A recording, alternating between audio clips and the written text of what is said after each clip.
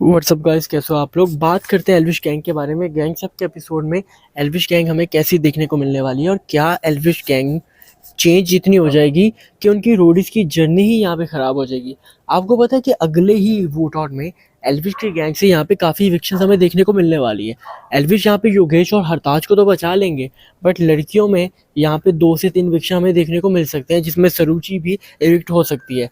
और हमें ये सरुचि चलो उतना लेजेंड स्टेज पे तो चली गई है, बट स्टिल परफॉर्मेंस में सरुचि अभी उस लेवल पे नहीं आ पाई है।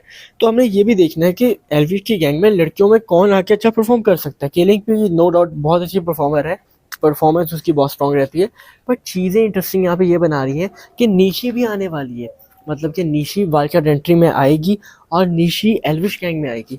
मतलब कि आपको पता है कि गुल्लू जब यहाँ पे वाइल्ड एंट्री करके आने वाला है, तो गुल्लू यहाँ पे प्रिंस नरूला की गैंग में जाने वाला है। स्टार्ट के टाइम पे वो यहाँ पे एल्विश की गैंग में नहीं आने वाला, क्योंकि यहाँ पे जो रोडियंस हैं वो बहुत ही मैटर करते हैं। और कहीं ना कहीं जो ये ट्विस्ट है वो यही होने वाला है कि जो यहाँ पे जिस गैंग में थे वो आप उन प्लेयर्स को नहीं खरीद सकते। उसके अलावा कोई भी गैंग लीडर इनको खरीद सकता है, बट वही सेम गैंग लीडर नहीं ले सकते अपनी टीम में, जिसकी वजह से एल्विश यादव यहाँ पे गुल्लू को बोलेंगे कि भाई तू अपना भाई है, कोई बात नहीं, तेरी रोडीज की जर्नी स्टार्ट होगी तो किसी भी गैंग में जाए मुझे कोई फ़र्क नहीं पड़ता, बट तू रोडीज में आ गया, मुझे इस चीज़ की बहुत खुशी है। तो ये चीज़ हमें देखने को मिलेगी कि यहाँ पे गुल्लू प्रिंस नरूला की गैंग में आते हुए दिखाई देंगे।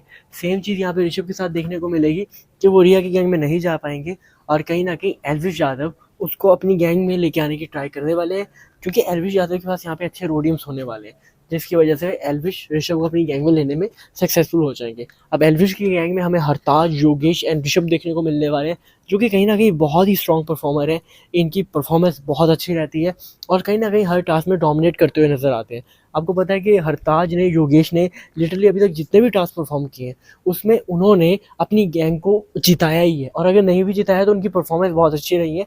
अपने बाकी के जो साथी कंटेस्टेंट हैं उनकी वजह से उनको यहाँ पे हार का सामना करना पड़ा है, बट स्टिल उनकी परफॉर्मेंस यहाँ पे ऐसी है कि आप उनकी परफॉर्मेंस पे कोई बात नहीं बोल सकते कि इन्होंने वीक परफॉर्म किया या अच्छा परफॉर्म नहीं कर पाए, अपनी गैंग को हरा दिया।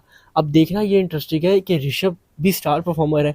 जब ये तीनों हमें एक साथ देखने को मिलने वाले हैं तो क्या इस ट्रायो को कोई हरा पाएगा, या फिर एल्विश गैंग इस ट्रायो के साथ लिटरली रोडीज की जर्नी को डोमिनेट करने वाली है। बट इशू तभी आता है जब यहाँ पे वोट आउट आता है, क्योंकि अगर एल्विश यहाँ पे कभी टास्क गलती से हार गया या उस टास्क में जीतने के बाद भी अपने इन तीनों कंटेस्टेंट को इम्यूनिटी नहीं दे पाया, तो इनमें से कोई हमेशा इविक्ट होता हुआ नजर आएगा। ऐसा हो ही नहीं सकता कि कोई इनको टारगेट ना करे इतने स्ट्रॉन्ग होने के बाद भी। आपका क्या ओपिनियन है गाइस?